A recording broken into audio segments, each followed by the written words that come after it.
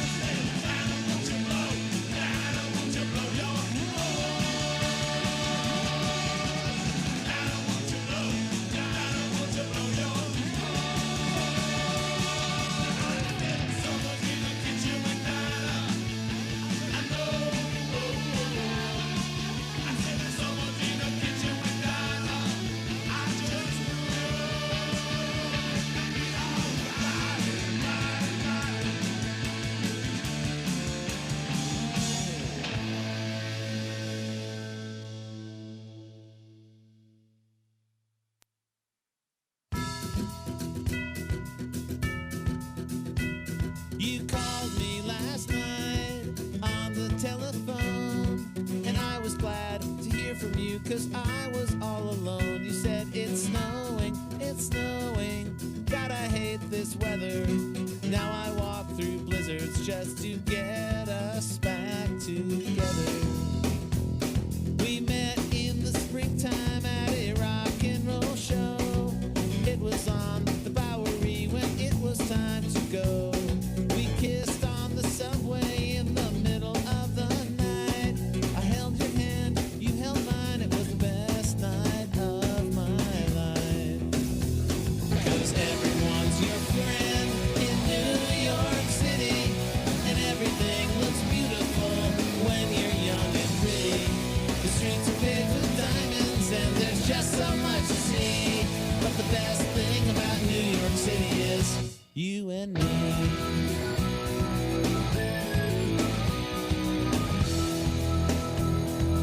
Statue of Liberty, Staten Island Ferry, Co-op City, Katz's and Tiffany's, Central Park, Brooklyn Bridge, the Empire State where Dylan lived, Coney Island and Times Square, Rockefeller Center, wish I was there. You wrote me a letter just the other day, said springtime is coming soon, so why don't you come to stay? Pack my stuff, it's on the bus, I can't believe it's true. I'm 3 days from New York City and I'm 3 days from you.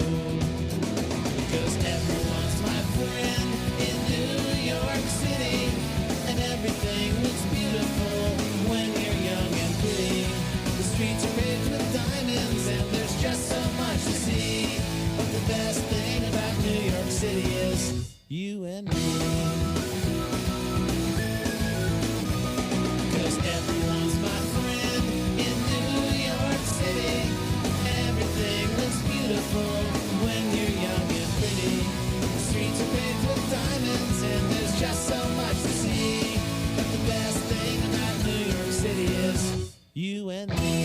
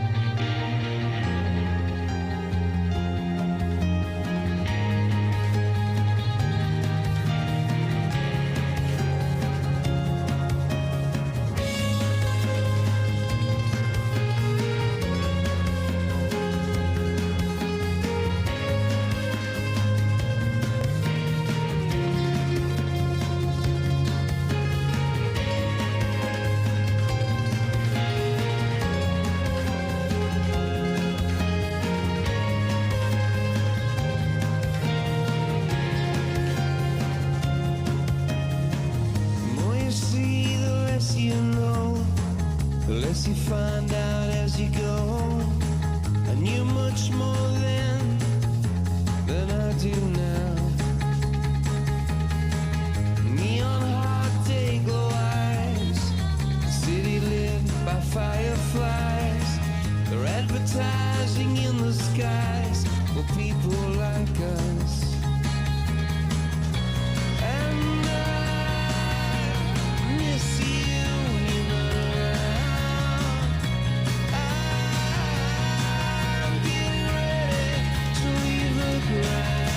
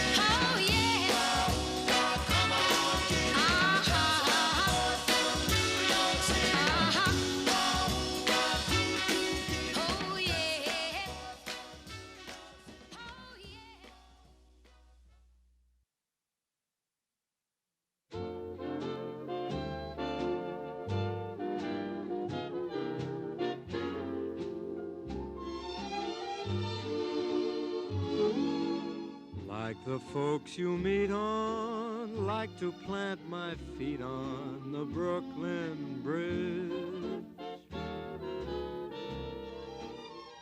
What a lovely view from heaven looks at you from the Brooklyn Bridge. I love to listen to the wind through her strings, the song that she sings for the town. I love to look up at the clouds in her hair, she's learned to wear like a crown. If you've been a rover, journey's end lies over the Brooklyn Bridge.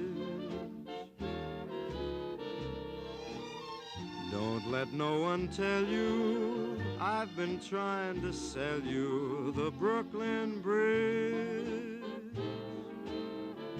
All the folks in Manhattan are sad, 'cause they look at her and wish they had the good old Brooklyn Bridge.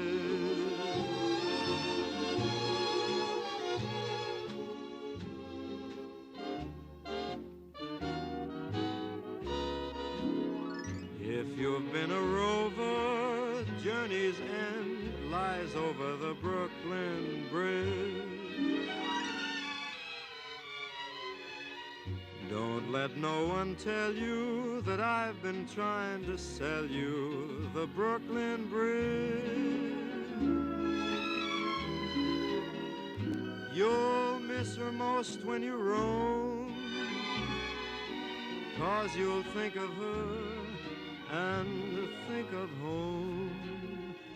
The good old Brooklyn Bridge.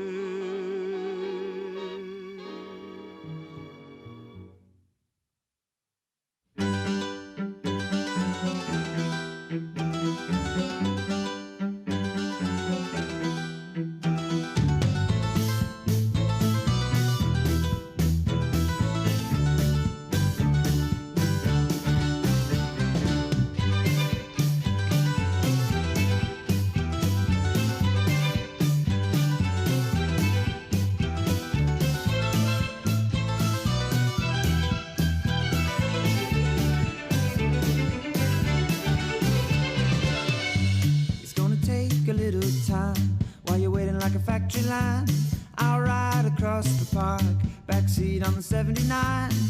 Wasted days you've come to pass. So go, I know you would not stay.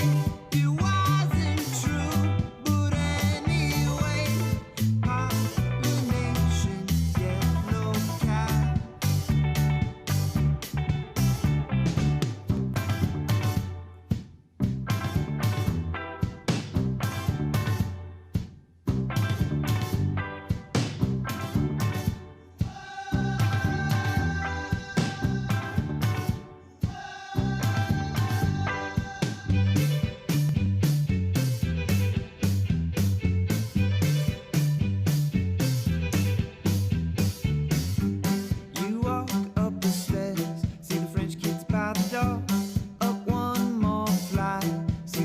Second floor, coronation rickshaw ride. So go, I know you would not stay. It wasn't true, but anyway, racist dreams you should not hide.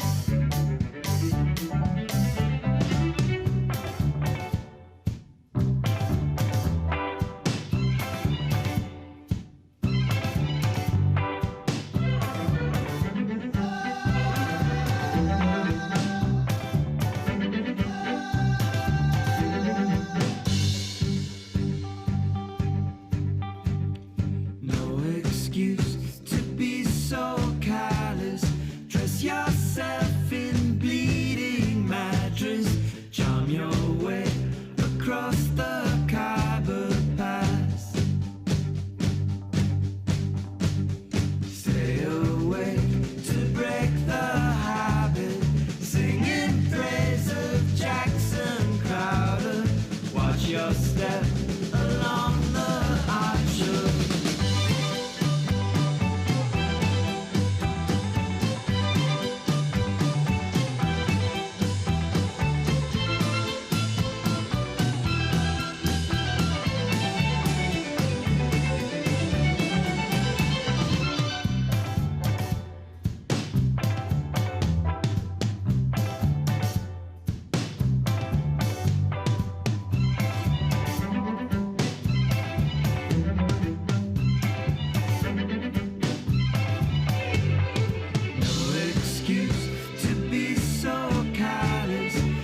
Yourself in bleeding mattress, charm your way across the Khyber Pass.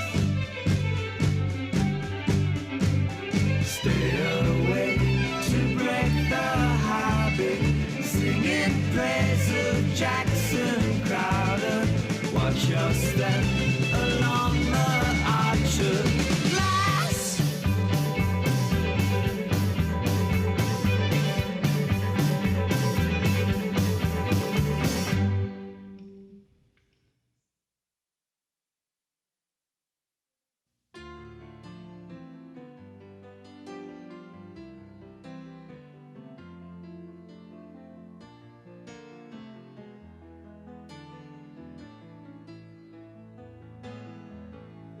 Once in your life you find her, someone who turns your heart around, and next thing you know, you're closing down the town.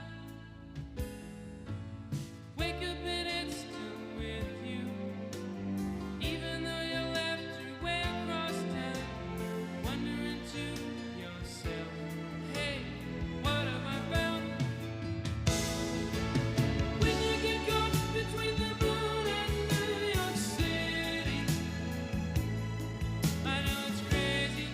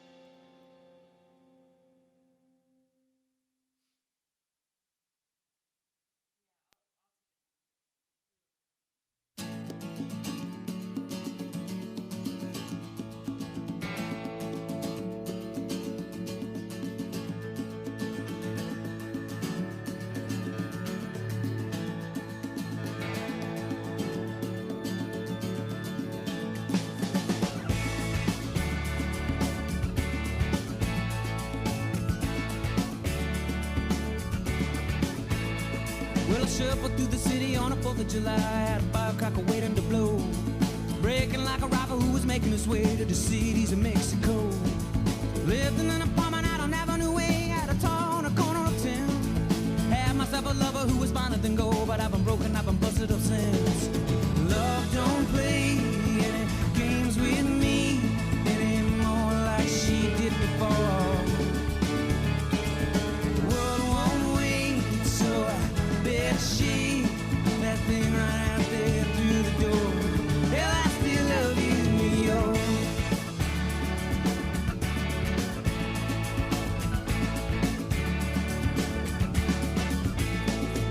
Found myself a picture that would fit in the folds of my wallet, and it stayed pretty good. Still amazed that I didn't lose that on a loop of the place. When I was drunk and I was thinking of you. Every day the children, they were singing the tunes out on the streets, and you could hear from inside. You used to take the subway on the house in the third. I would wait for you and not try to hide. Love won't play any games with you anymore if you don't want them to. The world won't wait, watch you shake, but honey, I don't blame you.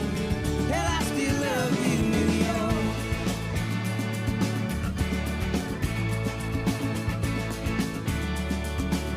Hell, I still love you, New York. New York. I remember Christmas in the blistering cold in the church on the Upper West Side. Babe, I stood there singing, I was holding your arm, you were holding my trust like a child. Found a lot of trouble out on Avenue B, but I tried to keep the overhead low. Farewell to the city and the love of my life, these we lived before we had to go. Love won't play any games with you anymore if you don't want them to. Sweet bittersweet, this old thing out the door. I'll always be thinking of you. I'll always love you, though, New York. I'll always love you, though, New York. I'll always love you, though, New York.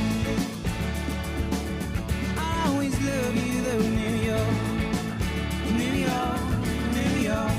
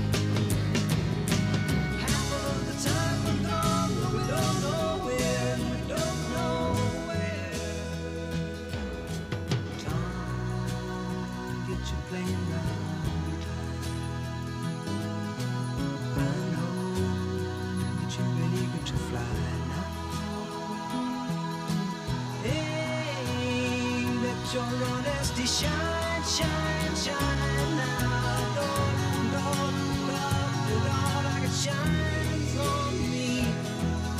The only living boy in New York. The only living boy in New York.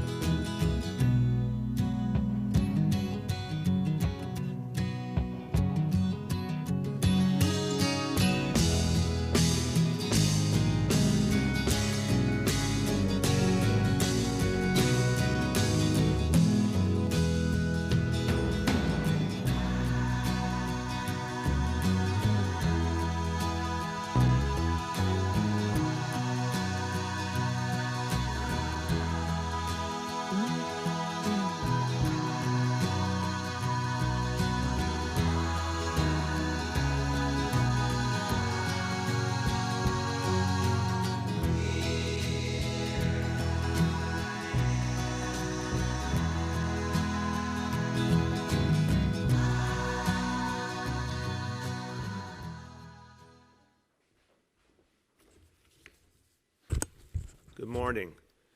We had a tough night in New York City last night, undoubtedly. We saw things that we never want to see and that we want to make sure don't happen in the future. Don't want for a moment to minimize some of the challenges we faced and the underlying reality that for those who were there to peacefully protest, they were expressing an anger, a frustration about things that have not changed and need to change in this city and in this country. So, want to begin at the beginning. There is a reason that peaceful protesters are protesting. There are changes we have to make. There are changes we will make in this city and we should make in this country. That to me is abundantly clear. There's a whole different matter of some protesters who were there not to peacefully protest, not to work on constructive change, and who I think also don't represent many of the communities of our city. But I'll talk about that in a moment. The first thing to talk about is the big picture.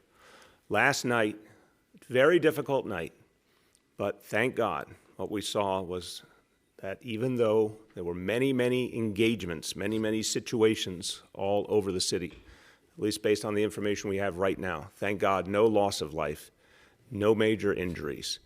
Think about the countless different points around the city where something was happening. Think about the thousands upon thousands of NYPD officers deployed to address the situation, to guard peaceful protest, but also to deal with any acts of violence, any attempt to attack people or attack the property of people in this city. And when you add up how many things were happening in how many places all over this city, it says something about New York City. It says something about the people of New York City. It says something about the NYPD, that thank God there was no loss of life. There were no major injuries. There was some real property damage, no doubt. It was contained and it was addressed consistently. But when I look at the big picture here, a situation that was very complex, very difficult, now unlike anything, honestly, we have seen in recent years, and this is something that bears real discussion and real analysis. These protests were different, not because of the underlying issues. The underlying issues are profound and meaningful, again, expressed by those who are peacefully protesting and seeking change. The X factor here of a different kind of small set of, and I would call them not just protesters, but people who came to do violence in a systematic, organized fashion. That is a different reality we need to grapple with. We did not see that in 2014 and 2015. We're seeing something new, and not just here in New York City, but all over the country. And we have to recognize it and we have to address it. So what I saw last night, and I was around different parts of Brooklyn, different parts of Manhattan, of course, the afternoon and evening, I saw a very complex, ever-changing situation. I spoke to elected officials throughout the day, spoke to our police leadership throughout the day, met in Brooklyn with Public Advocate Jumaane Williams and Chief of Department Terry Monahan near one of the sites of one of the protests to talk about what was specifically happening there, what could be done better. Look, some things were done very much the right way, in that we saw there was not, thank God, that loss of life or major injuries. And we saw tremendous restraint overall from the NYPD. There are always going to be some incidents we don't like, and I'm going to speak about that as well. But when you composite the whole day, thousands upon thousands of officers in ever-changing situations, I saw a lot of restraint under very, very difficult circumstances. And I'm going to keep saying to anyone who is protesting for change, do not take your anger out at the individual officer in front of you, that man or woman who is simply trying to keep the peace. Work for change in our society, hold the elected officials accountable, vote, do all the things that could actually lead to change, but don't take your frustration out on a working man or woman in front of you who did not make the policies that you disagree with. That's my view, strongly. And I saw a tremendous amount of restraint. But I also saw things that need to be done better. Clearly, I saw some moments yesterday that were disturbing in terms of the way police handled things and that need to be done better.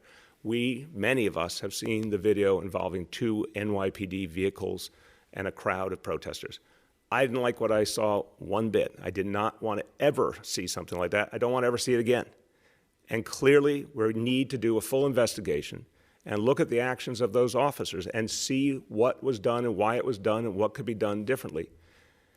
But I also want to emphasize that situation was created by a group of protesters blocking and surrounding a police vehicle, a tactic that we had seen before in the last few days, a tactic that can be very, very dangerous to everyone involved, and we've seen direct attacks on police officers, including in their vehicles. And we need a full and impartial investigation, but we also need to be clear about the context. That was happening against the backdrop where police officers had been attacked before in the exact same situation, and that was a situation that had to be resolved. It could not stay that way. But we need to understand more about it, and if there's discipline that needs to be meted out, there will be. Now, it comes back to this point about why we are seeing a different kind of protest. It is a small number of people. It is well organized, even though many of the people associate with the anarchist movement, and we often think of that as not an example of organization and hierarchy. In this case, we've got a lot of people who are organized. They plan together online. They have very explicit rules, and we're going to make all this information available today and in the days ahead. Some come from outside the city. Some are from inside the city. Some are from the neighborhoods where the protests take place. Some are not. But what we do know is there is an explicit agenda of violence, and it does not conform with the history of this city in which we have always honored nonviolent protest. This is a city, no place in America has honored protest more than New York City. No place in America has protected protest more than New York City. And we will continue to do so, whatever someone's views, but it has to be nonviolent.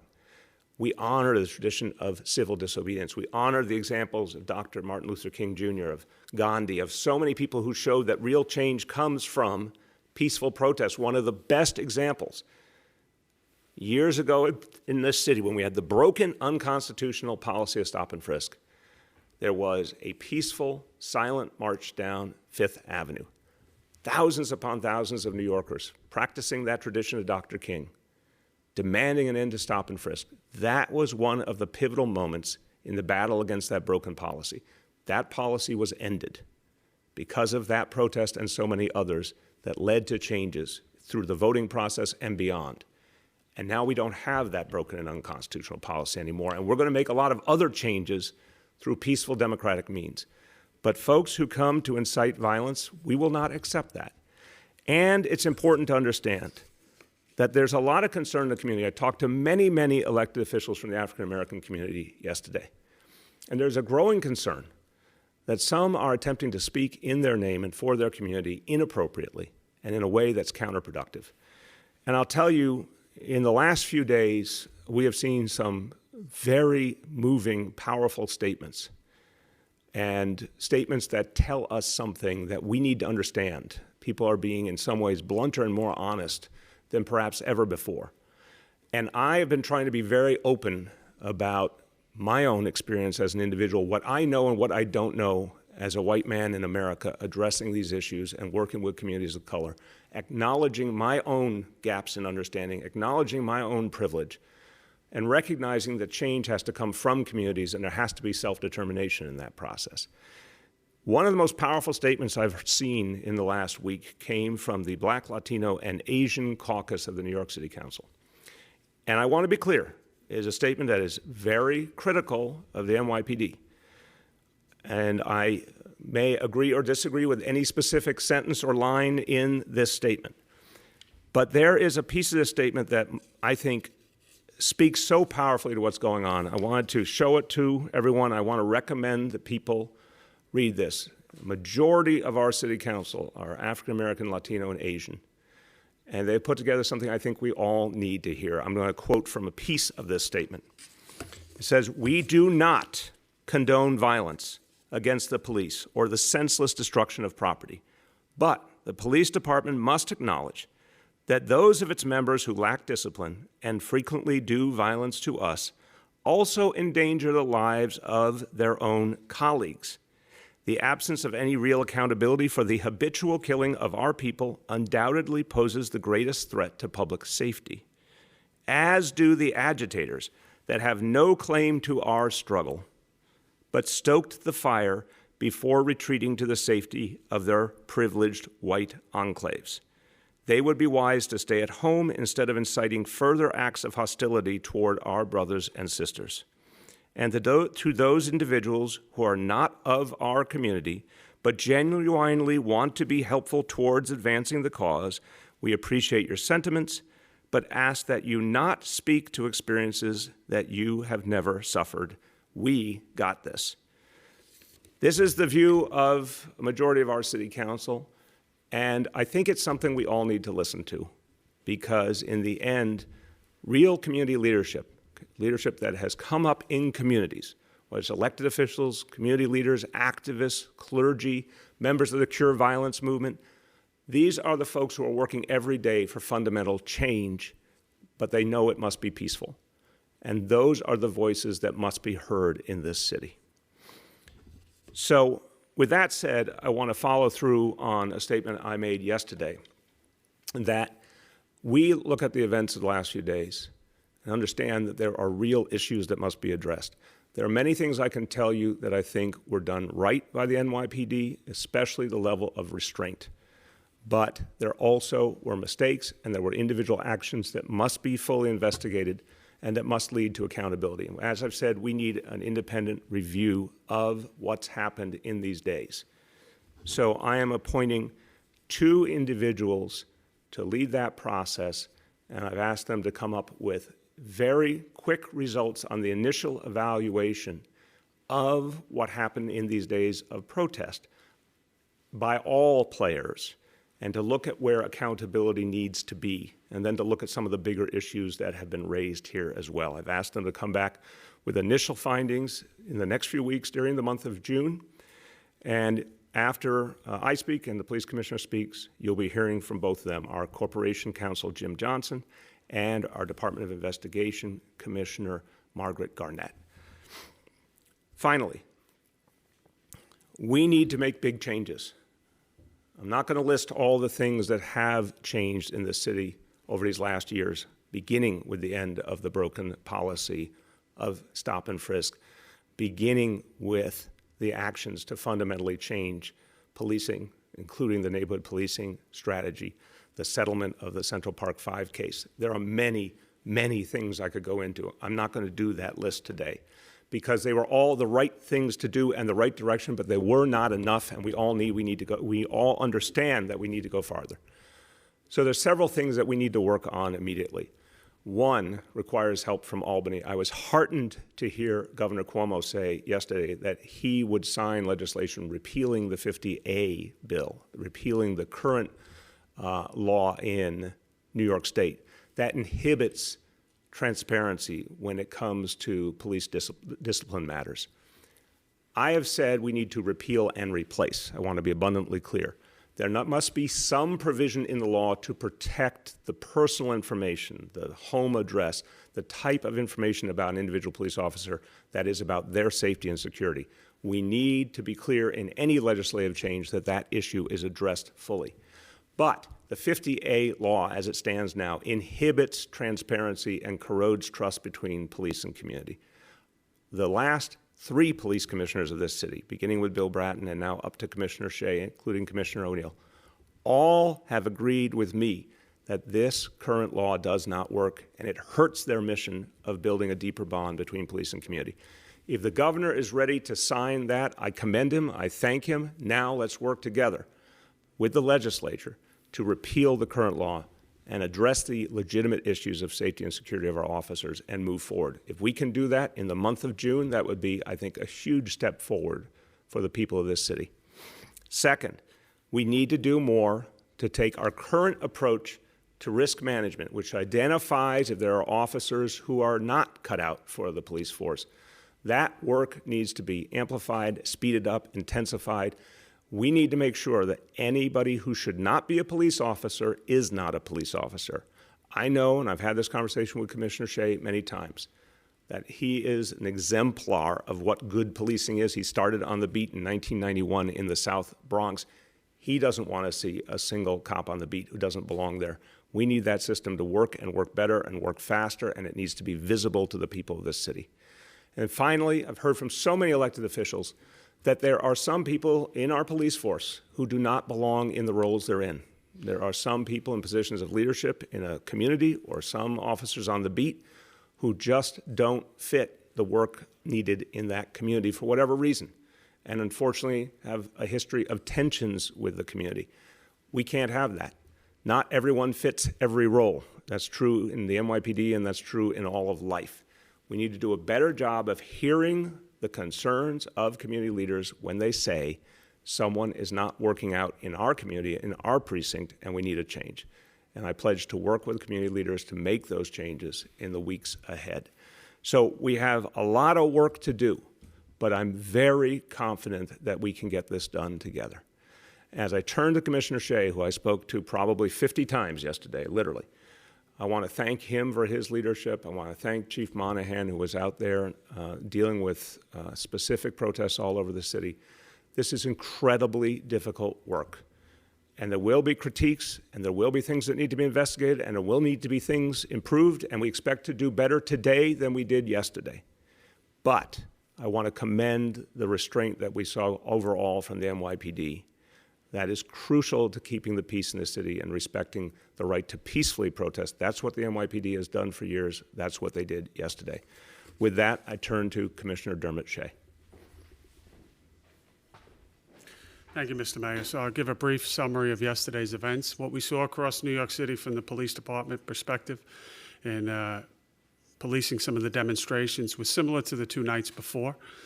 Yesterday began, which seems like a long time ago, with two protests in New York City.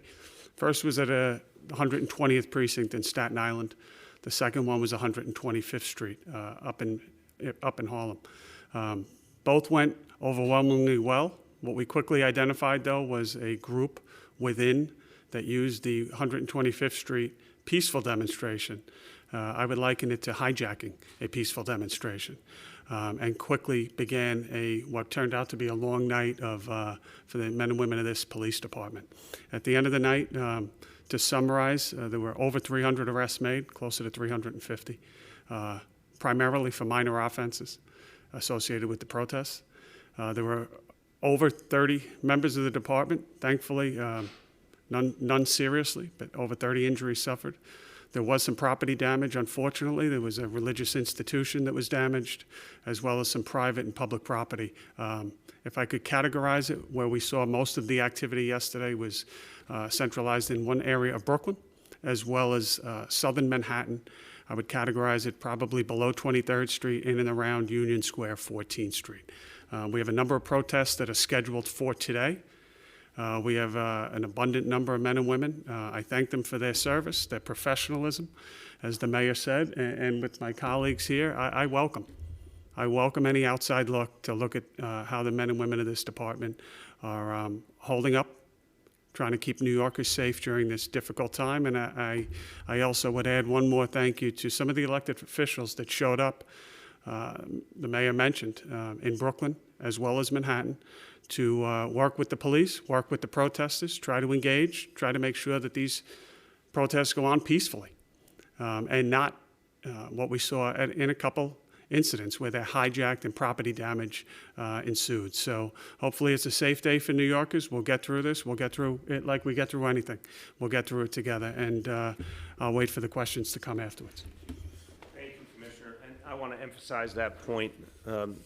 There were a lot of people out there trying to work to mediate, to keep the peace. I want to thank all the elected officials who are out. There were a lot of clergy out. I want to thank members of the well-known God Squad in Flatbush area who do such amazing work on the ground, working with the community. There were members of Cure Violence movement out all over the city, community activists. You saw an outpouring of leaders who were working to keep the peace, to have it be peaceful protest and productive protest. Some of those leaders thought some things could have been handled differently. Some of those leaders have a strong critique of specific situations yesterday or the day before, and broader critique of the NYPD. But we all work together for the peace of all New Yorkers. I want to thank each and every one of them. Even if we have moments where we don't agree, I want to thank them for being out there to be peacemakers. And yes, New York City came through this, as we always do, and that is the strength of this city. With that, I want to turn to the two outstanding leaders who will be undertaking this independent review. And they will each give you their perspective. But I think, and when I think of our Corporation Counsel, Jim Johnson, I think of someone who has an extraordinary combination in his very rich professional history and personal history, an extraordinary combination of understanding communities and acting on the needs of communities, leading on issues of civil rights and human rights. At the same time, he has a very deep understanding of the work of law enforcement from his time in the federal government, and appreciates the really difficult work that our law enforcement officials do every day on our behalf. So as someone to co-lead this independent review, I think Jim Johnson brings a real wealth of experience to the task. So I welcome our Corporation Counsel, Jim Johnson. Thank you, Mr. Mayor. Last night I had a long conversation with my 16-year-old nephew, and he spoke about the pain of this week. And unfortunately, I found in his voice echoes of my own voice as a 6-year-old. I lived not far away from Newark when it erupted in 1967. We are not going to fix the missed opportunities since 1967 to get this right as a nation. But along with the commissioner, I want to get this investigation right and perhaps make a contribution to what we need to do within our society.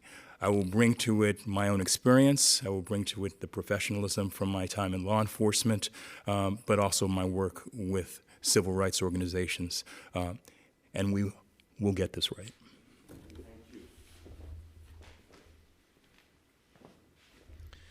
And our Department of Investigation Commissioner, Margaret Garnett, has had an extraordinary career working as a prosecutor, working as someone who has devoted herself to uncovering any instance where there wasn't integrity in our government process and making sure that the needs of the people are served. She brings that rich history, and it's her leadership of the Department of Investigation has worked every day to make sure that the agencies of this city government are doing what they're supposed to do on behalf of the people, and I have seen she is fearless in calling out anything that is not being done the right way. And she brings tremendous experience and independence to this role. DOI Commissioner Margaret Garnett.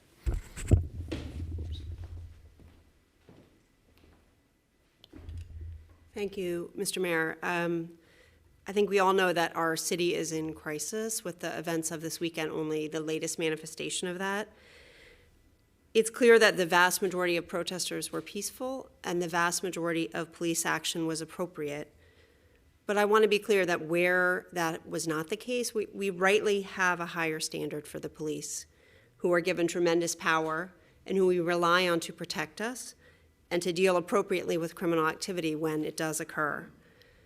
As the mayor said, I've spent most of my adult life working in law enforcement, but with the overarching principle of trying to do justice. So I really look forward to working with Jim Johnson on this important effort, which I know will be guided by the facts and the law, and which I hope will be a positive contribution to improving the relationship between our city and the NYPD. So thank you. Thank you, Commissioner. Okay, we will now proceed to questions. Gloria from New York One is up first. Gloria. Thank you. Good morning, Mr. Mayor. I have two questions. I know you spoke about the incident specifically, but I want to give you once again an opportunity to respond, and for the commissioner specifically to respond to some of these events that went on last night.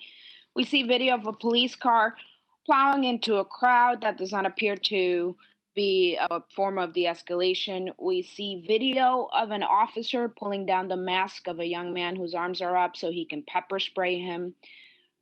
We see video of police officers running into crowds as if chasing them, perhaps adding to some of the chaos in that moment. How are these tactics supposed to show what you say you have been training this NYPD to do, which is to de-escalate?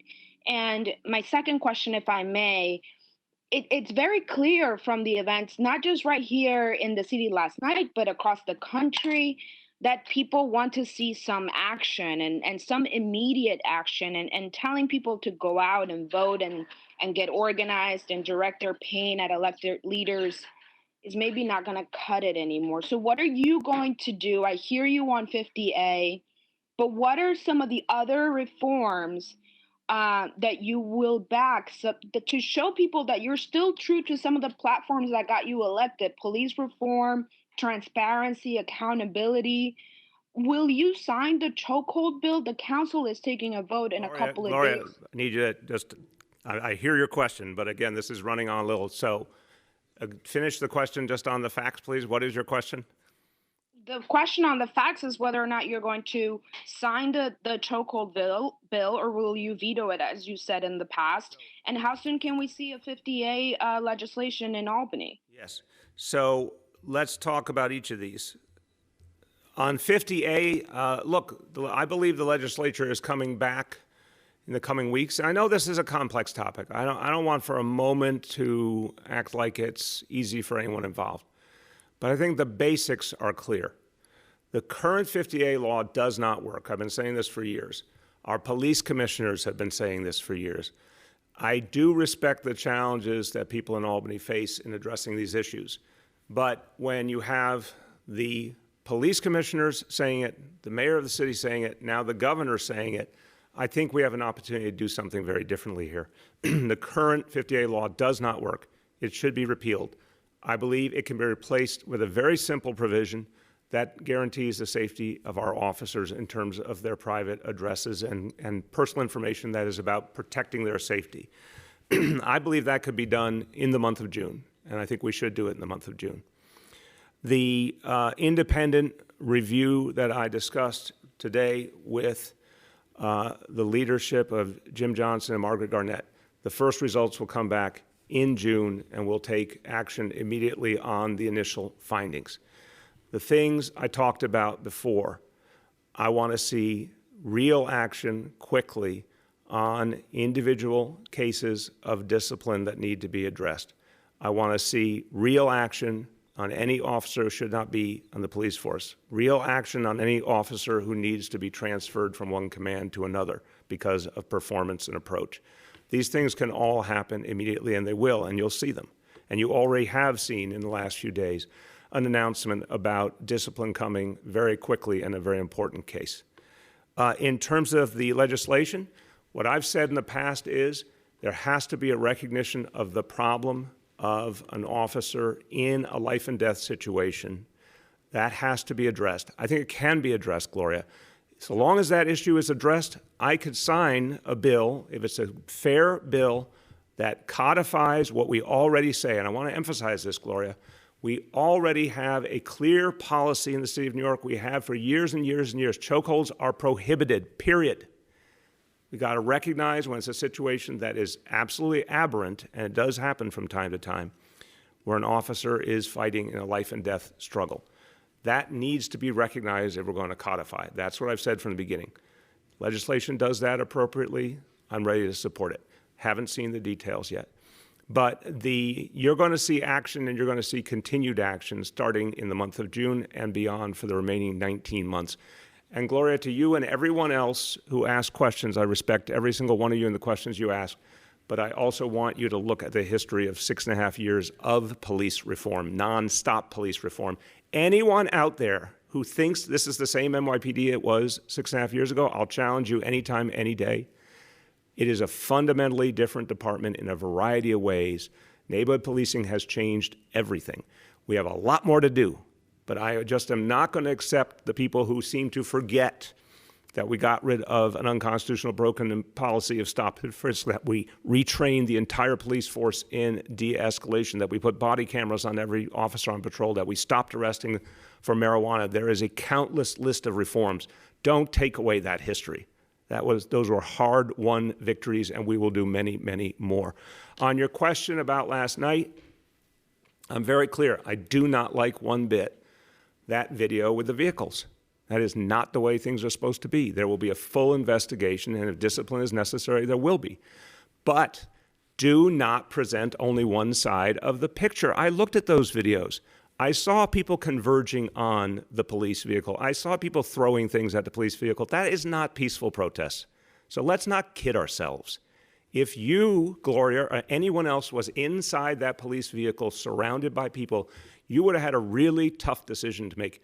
You can't stay there. You can't get out of the vehicle. You have to get yourself and the vehicle out of the situation safely for all.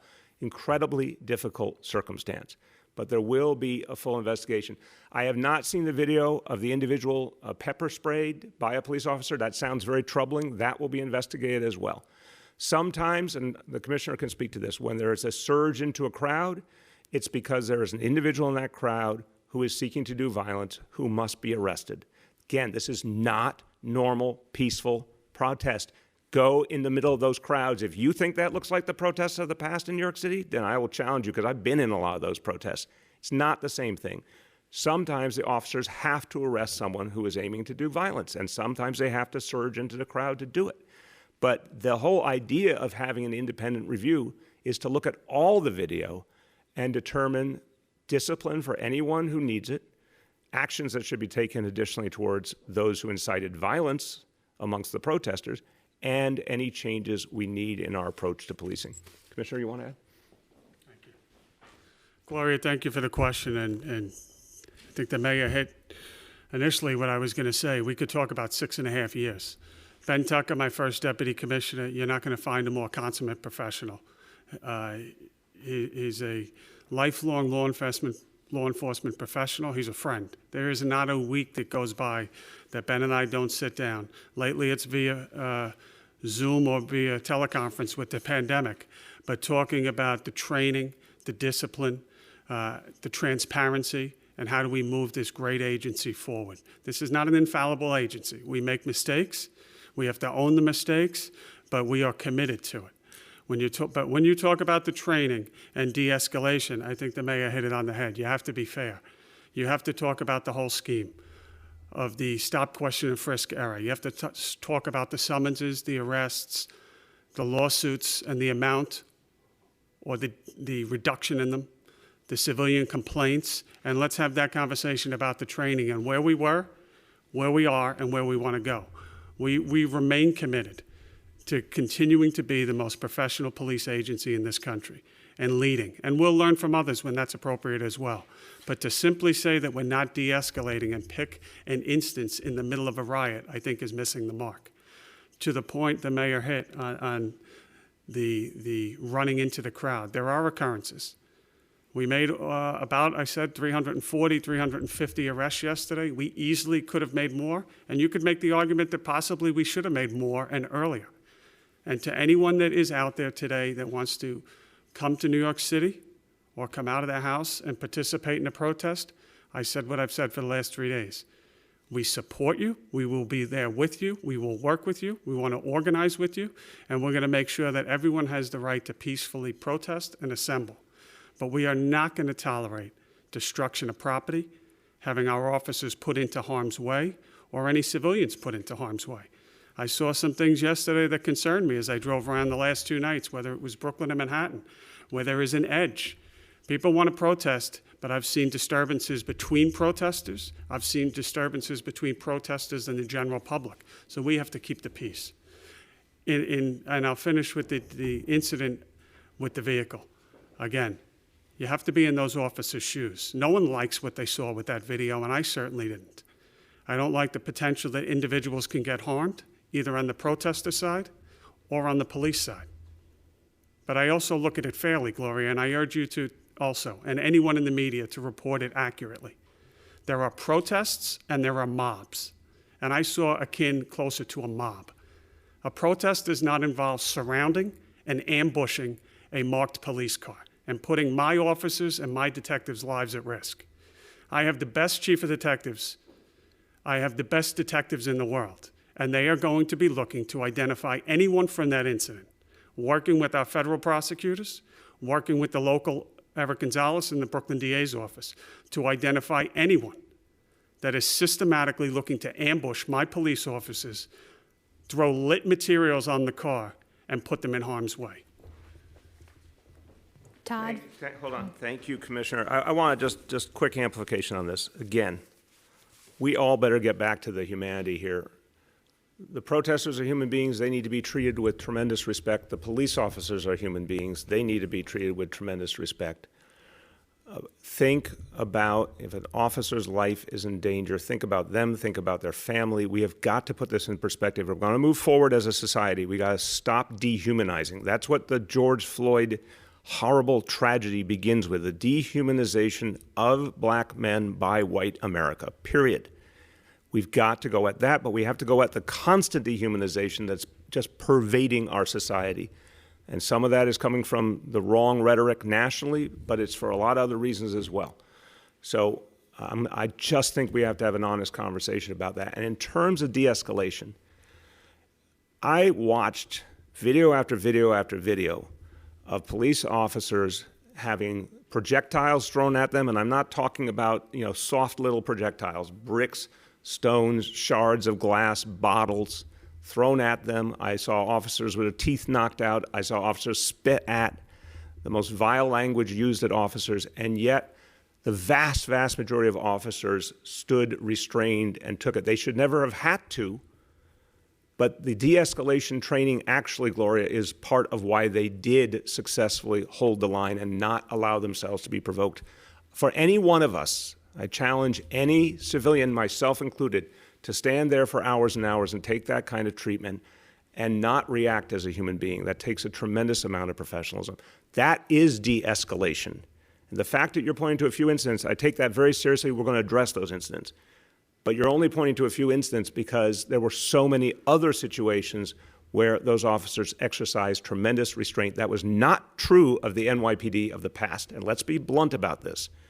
Many people are commenting. I don't blame them if their frame of reference is just the last few years. But you go back a decade or two, they never saw anything like that. And we need to do that and more. We've got to do a lot more in the way of restraint and improvement. But I don't want it forgotten how hard it is to exercise that restraint every single day. We expect it today. And again, we expect today to be better. We expect the tactics to be improved. I don't like when those vehicles end up in that kind of situation. We've had this conversation, Commissioner and Chief Monahan and I. We've got to work to make sure the vehicles don't end up in that situation to begin with. That's on us. But it's also on everyone who's protesting to not surround a vehicle and threaten the lives of our officers. Todd from AM New York is up next. Todd. Mr. Mayor, Commissioner Shea, I hope you're doing okay. All I know is I'm exhausted. I've been looking at these protests. I've been there for every day. And what I'm finding is that there may in fact be a factor of a lot of these kids have been shut in. They've been they don't have summer jobs now. They have no school. There's a lot of pressure on them that they have nothing to do now. There's no gathering points. There's no place for them to go. And so there's a lot of pent-up anger that makes it more complicated, I think. What I'd like to know is, going forward into the budget negotiations, does this affect how you guys are going forward with the budget and saying, well, what can we do to do more for the young people and not allow it to be a summer of nothing to do? Correct. Todd, your excellent NYU education is on display here because that is a very profound, insightful question. We went to NYU around the same time. So the fact is, it is a bit of a perfect storm. I mean, not even a bit. It is a perfect storm. I mean, you know what's been strange the last few days is even though everyone's been putting on their mask, generally speaking, when you're out there, it doesn't feel like people are remembering there's a pandemic because there is, honest pain and anger and frustration, and people are dealing with a historic issue and it must be dealt with. And what happened with George Floyd was disgusting and something that was one of those moments in American history where the realization became clearer that we're living in an unacceptable reality. But just a few days ago, the only thing we were talking about was a pandemic. Like literally the only thing we were talking about.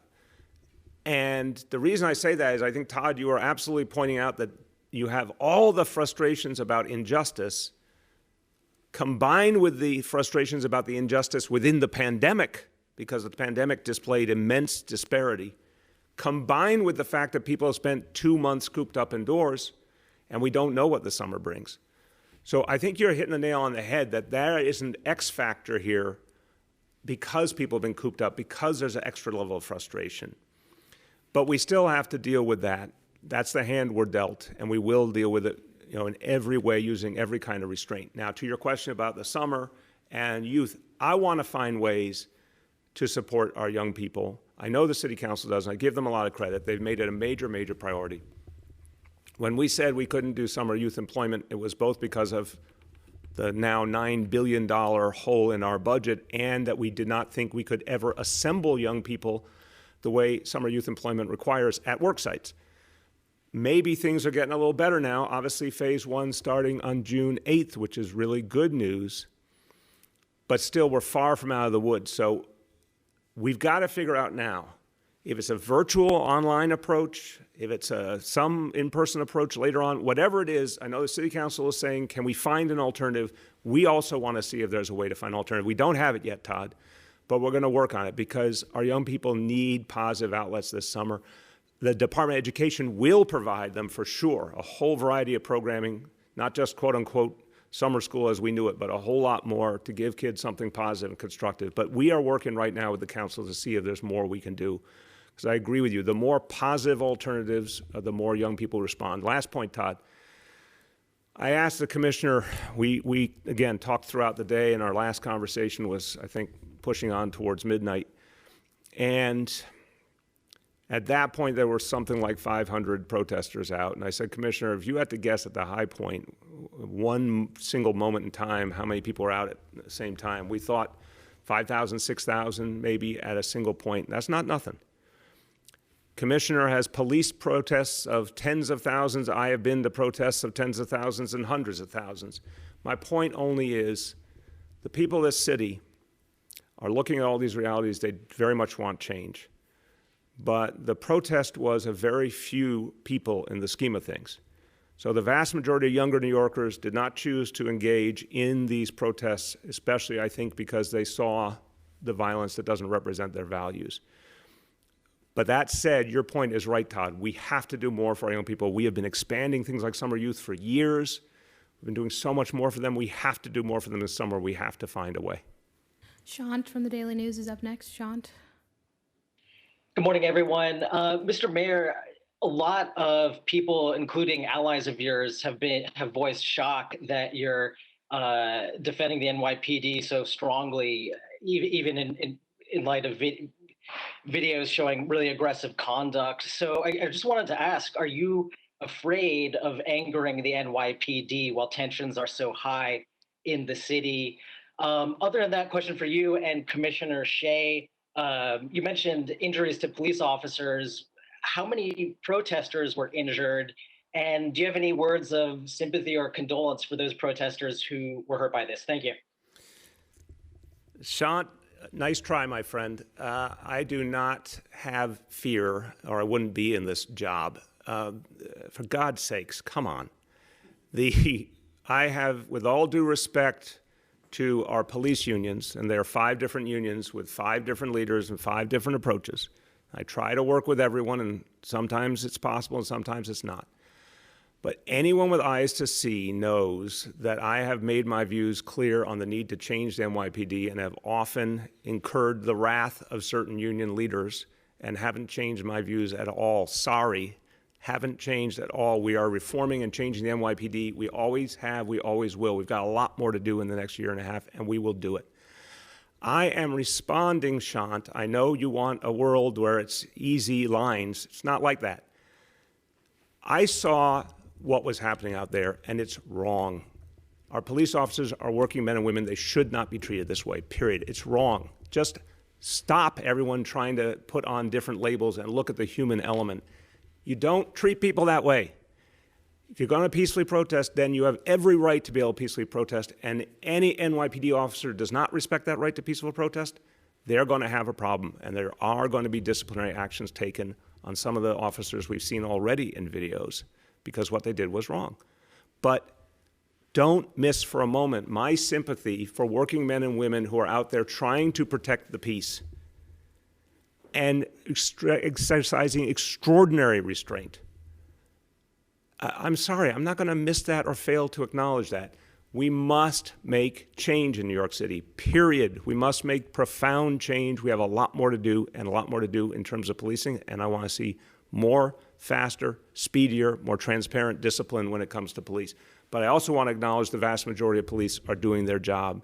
So I'm just not falling for this notion of it has to be one thing or another thing. And two, the peaceful protesters, if any peaceful protester was not treated properly, I definitely want to say that's wrong.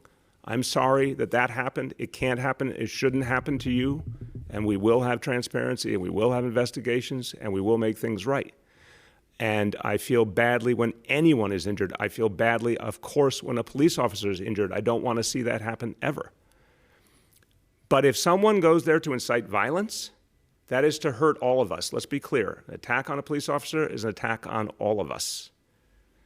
When anybody, if an innocent protester is attacked by a violent protester, if an innocent protester is attacked by a police officer, that's an attack on all of us.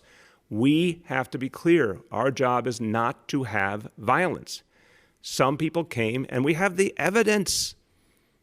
What they said was the purpose of their demonstration, the kind of weapons they brought with them.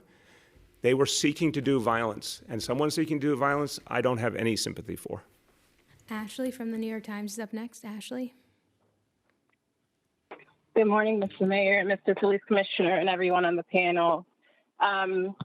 I wanted to ask a couple of questions. If you could tell us more about the review, when's it due, whether we find it in regs, are you going to commit to implementing them, and how it's independent when it's led by two of your appointees. And then the second question from my colleague, Jeff Mays. You've spoken about your privilege as a white man and also your biracial son having to deal with discriminatory policing, and some see a contradiction between the way you speak about that and how you are responding to these protests. Can you speak to that, please? Yeah, Ashley, I appreciate the question, but I'm really, respectfully, I'm just not going to buy into the construct of so many questions I get that some people say or critics say or whatever. I will listen, I will respond respectfully. If I hear something I think is true or important or something that is a real contradiction, I'm going to respond to it as best I can. But the fact that someone said something does not move me one bit on its face. And I think that's so often the construct. Someone sees a contradiction. I don't see a contradiction. I'll tell you why. I am someone who has experienced white privilege, and I have known for my entire life that there were things I didn't understand, and it's even clearer to me now, and it's clear to me why I need to say it out loud, and why all white elected officials should acknowledge what we know and what we don't know, because we haven't walked a mile in the shoes of folks who have experienced racism their whole lives and experience it right this minute, and they're going to be experiencing it 5 minutes from now, and 10 minutes from now, and an hour from now, and tomorrow, and the day after that, and the day after that. I don't know what that feels like personally. I just don't. As the father of black children, and particularly a black son, I've experienced things that showed me many, many realities that I didn't understand the same way before. And that's been an education, and nothing is more personal than protecting your own child. So seeing my own child discriminated against, seeing my own child treated like he may be a threat, knowing that he needed to be protected in a particular way, that he needed to have particular training, I would never have understood that except as an abstraction until I had to sit down with him, with my wife Shirlane, and explain to him the world he was going to experience. That's a reality too. There is no contradiction. It's human complexity. So that's just my reality, and I hope it allows me some ability to act in a fair way. And look, this is about acknowledging the pain and the injustice and the oppression of people of color and acting on it more and more every day, period, while at the same time not dehumanizing the people who are here to protect us and working as if we are all human beings trying to sort out a very complex equation and a very bad history. But I do believe we are showing in New York City we can do it. I think if you look over these years, we've changed the reality between police and community in many, many ways. We've got much more to do. And I still submit that if we go through all of this challenge that we have in these recent days, and we can avoid major injury as happened last night, that is an important step, an important indicator of change. On the review, the independence is clear to me. These are two extremely respected public servants who bring very independent worldviews to the work they do. Both of their positions infer a lot of independence unto themselves. I have absolute faith they will get a review done quickly. They will come back with a truth. I'm always going to exercise my own judgment, but I will tell you that it's a very, very strong likelihood that what they recommend is what I will do. And I have no doubt that they will go wherever the facts take them. That's who they are as human beings, and that's what they've devoted their lives to. Henry from Bloomberg is up next. Henry. Well, Mr. Mayor, I have two questions. The first question may seem kind of trivial compared to the issues involved here, but I am wondering whether there's any accounting or estimate of what this will do to the city's efforts to come back economically, what kind of impact on the budget the police overtime is going to cost the city. If you could talk a little bit about the economic impact of this on top of the pandemic, I'd be very interested. And then a second question really has to do with the possibility that some of this violence has been incited, that there are, in fact, possibly political motivations at hand here that are outside the city. Is there any evidence to support that at this point? Yes, absolutely, Henry. And look, it is being gathered. Some of it is evident in the specific information online already, and we'll share it with reporters today, of people putting together these protests, telling people to come to create conflict.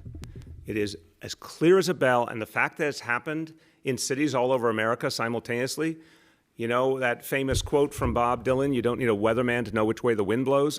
It's so obvious what's happening here. Last night, I was communicating with mayors all over the country.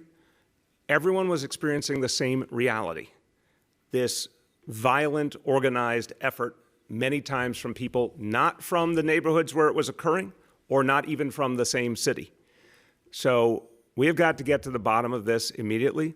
I've asked Deputy Commissioner John Miller to put together the information, obviously, understanding security realities, but that which he can, to put together all the information that's been out in the public domain, and to start to gather as quickly as possible and provide transparently information about the locations from which these protesters have come. I'm not saying most are from outside New York City who were on our streets last night, but some were, unquestionably. And the most important part is not the location of their origin, but the plan that they put together and tried to execute. Deputy Commissioner Miller will be able to show you the kind of weapons people brought, the kind of strategies they employed, the level of organization. This is not accidental stuff. This is not informal stuff. You'll see it's a systematic pattern. And I'm a progressive, and I have spent my life participating in protests. This is not the American progressive protest tradition. This is not the tradition of Dr. King. It's dangerous. It's counterproductive. It puts the lives particularly of young men of color, in danger if it creates deeper tension between police and community. It puts the lives of police officers in danger.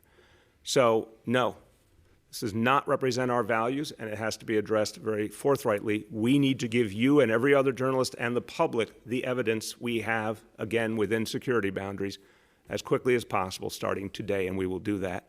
On the impact, Henry, it's been a few days.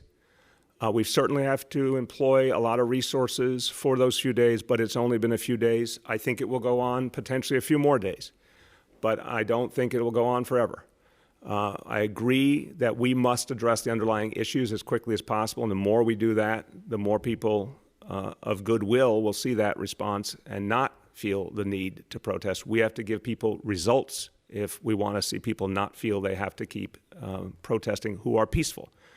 This more violent piece of the equation, we're going to have to deal with them systematically. But in terms of impact on our restart, I don't see one. In terms of impact on our budget, something, but nothing profound. Last two, Yoav from the city. Hi, everyone. Mr. Mayor, I wanted to ask you about the video of the vehicle driving into the crowd. I guess I'm wondering whether driving forward into the crowd is even on the table in that scenario. How is that an allowable response? How is that a legal response? And you mentioned humanity. How is that a humane response? So, Yoav, we are going to fully investigate that incident. I want to be clear. It has to be investigated systematically. Everything needs to be looked at. That's part of what the police will do with internal affairs. That's part of what Jim Johnson and Margaret Garnett will do, and they will do it quickly. The facts have to be determined immediately.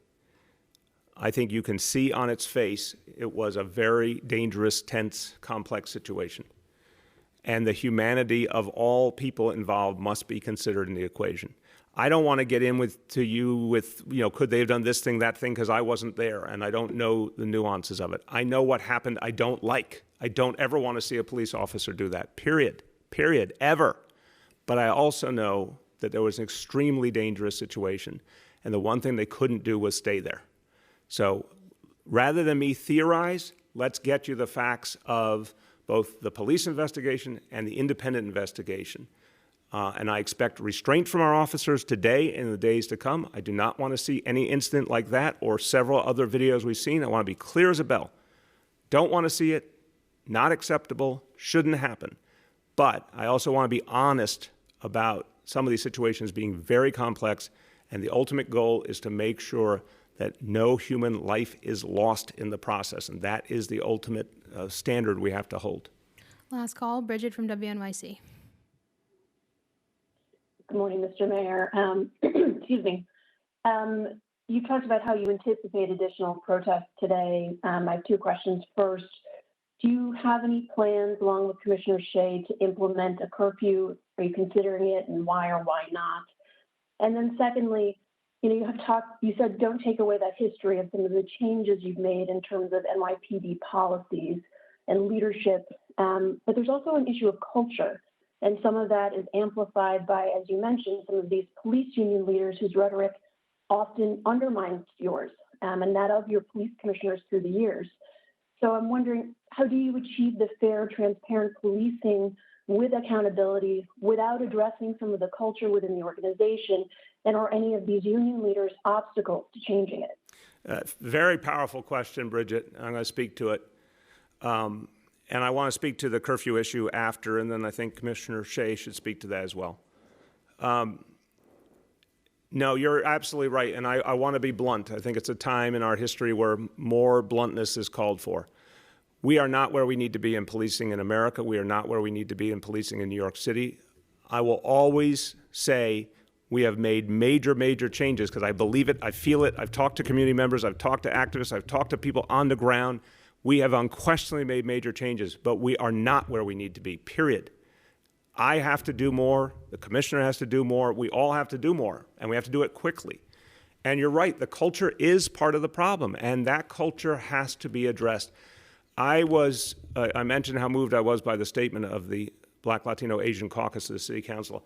I was deeply moved as well by the video by Detective Demain Freeland, which I thought was a signature moment, a crucial moment in our history, to have someone express in the most positive, not partisan or political, human and moral terms that things must change in the culture of policing and that actually police officers have to lead that change from within. I believe that in our communities, the best change comes from the grassroots.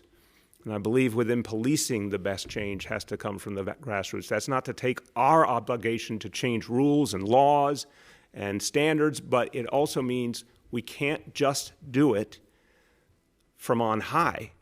We have got to foster a different human culture within policing. Now, I'll tell you something, Bridget, I see more and more officers who believe that. I see a generation coming up that wants a different reality between police and community. We have a police force that more and more looks like New York City, a police force that more and more lives in New York City than we've had in a long, long time, a police force with many people grappling with these issues all the time.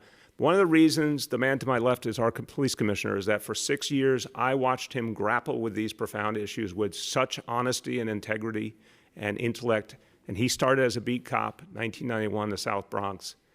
And he saw things that he thought needed to change. Jimmy O'Neill would tell me the stories of things he could not accept within his own profession. Bill Bratton brought me almost to tears one day, telling me how, when he started his career, he could not accept what he saw around him. And he wouldn't stay in the profession unless he could make a change. So these great leaders have understood that policing culture must change. And we are not anywhere near where it needs to be. It has to change. It has to change if we're going to be effective. It has to change if we're going to protect communities and protect officers. It is not where it needs to be for the world of today. It must change. So undoubtedly, Bridget, that is part of the equation, and we have to do more. I think the retraining has helped, undoubtedly. The de-escalation training, the way that officers are brought into policing, the way they're trained now is night and day different. I think that has had a huge impact. I think more and more officers are speaking up, wanting the best from each other. And you've seen officers all over the country, and this is important, not just Detective Freeland, but you've seen officers, Black, Latino, Asian, and white, all over America, say that what happened in Minneapolis degraded their profession and is unacceptable to them. We have not really seen that before. We've seen an outrage from grassroots police officers saying that does not represent us and we refuse that. So something is happening. Now, unions have a responsibility, Bridget, and I'll make it plain. I'll make it real plain. Again, I know all the union leaders, different relationships with each one, to say the least. But they need to take responsibility as well. We cannot change the culture of policing unless unions act as part of the solution, and too often police unions have been unwilling and just knee-jerk against any change in a way that actually, I believe, doesn't help their members, doesn't help the city. And it doesn't have to be that way. I have watched unions in a whole range of professions acknowledge that they need to act differently to help everyone while still protecting the interests of their members. There does not have to be a contradiction. And it's the 21st century. There is no reason that police unions couldn't say, you know what, there are some things here that are not right that we have to be part of the solution. And some have around the country, to their credit. I think you see more and more of those voices. But so long as police unions, and it's not all of them, it's not everyone, but so long as they take the position that nothing can change, or that they must reject every reform or stand in the way of progress, they're not going to help their members. And I think more and more of their members know it. So yeah, we got to change the culture, and those unions have to be part of it. And it's our job to make that happen one way or another. Finally, no, Bridget, no plan for a curfew. And I want to emphasize this. Again, I've been talking with mayors around the country. Every place is different. This is a place with a strong tradition of peaceful protest and a strong tradition of the NYPD being able to manage peaceful protest. And, you know, you look around the country and look at the history, including what Jim Johnson referred to in 1967, and New York City actually has had a very different tradition.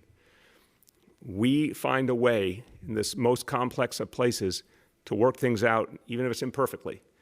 Last night was not perfect at all. We must do better, but still, no loss of life, no major injury. And I think that as an example, and is also about the ability and the flexibility and the restraint of the NYPD, and also how many people are out there trying to do the right thing. The peaceful protesters, the elected officials, the Cure Violence movement members, who are all the clergy, everyone who is trying to foster peace. That helps immensely too. So no, there's no plan for a curfew.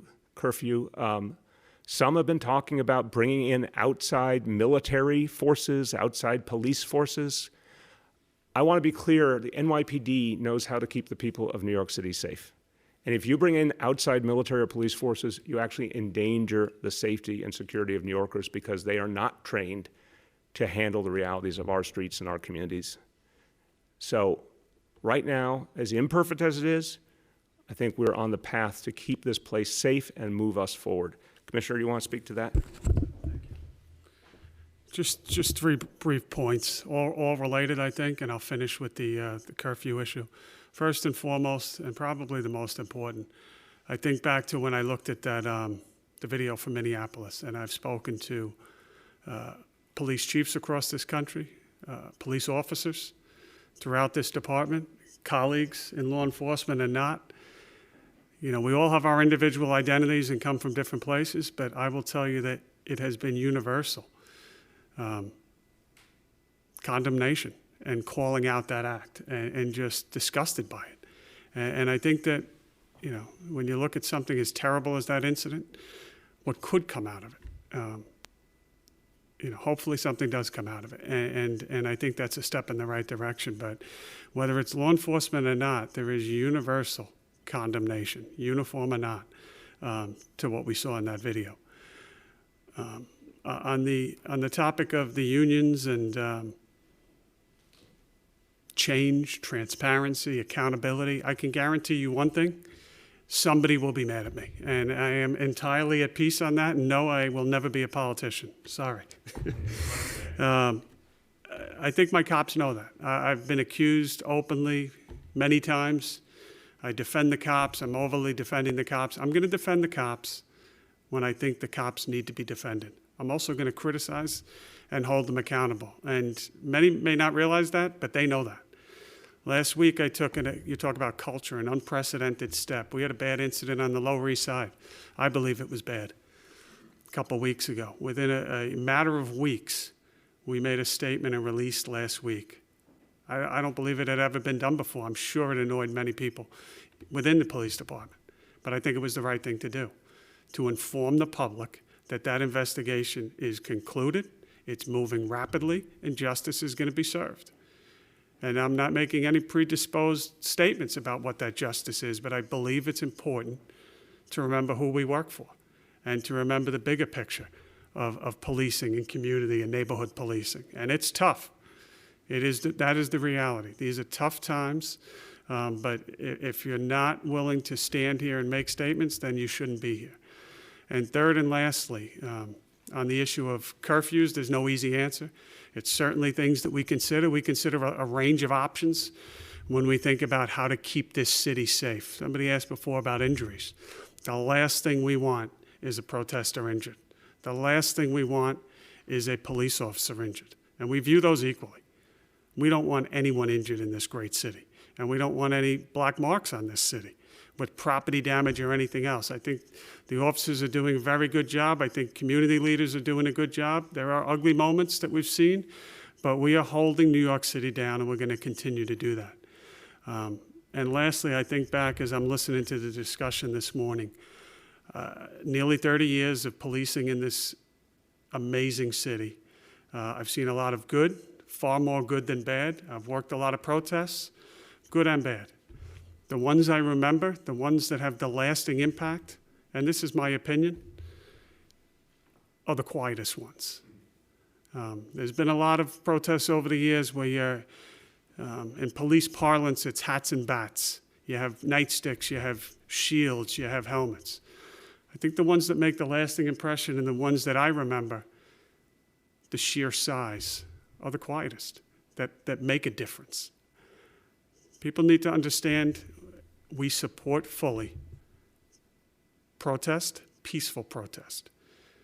But as we've said many times here over the last couple of days, we can't have people injured. We can't have property damage. And I don't think anyone wants the message that we're all trying to get to lost in any of that. Thank you. And just a quick point of conclusion. Again, we want to make sure the people of the city, we want to make sure the news media have the facts of what is going on. As I said, Deputy Commissioner Miller will prepare a briefing for members of the media and get that information out as quickly as possible. It probably will come in several waves, but I want to make sure you get that very rapidly. Secondly, again, my thanks to Jim Johnson and Margaret Garnett. I know they understand and feel the urgency of this moment and the need to quickly investigate what's happened in the last few days and come back with clear measures of accountability. I have great faith in both of them and look forward to their work and their recommendations so we can get to work on making more change in this city. Thank you, everyone.